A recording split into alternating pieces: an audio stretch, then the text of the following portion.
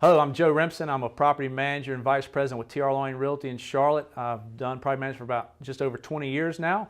And my goal for this course is to help you understand property management, the ins and outs and the do's and don'ts of property management, from how you determine value of a rental property, what makes a good investment property for your investors, how the management agreement works, how it protects you and the owner from different things, all the pitfalls that come along with property management, as well as a lease and how the lease protects you and tenants and owners from different things and controls what people are responsible for doing and not.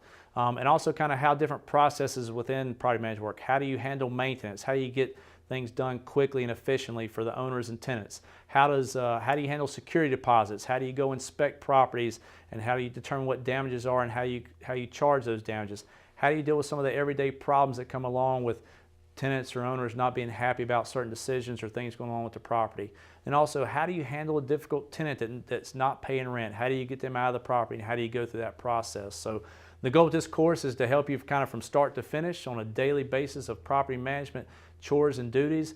And I'm hoping that after you take this course, you've got a better understanding for how property management works to help protect you in the business and help protect your clients from future pitfalls. Thank you.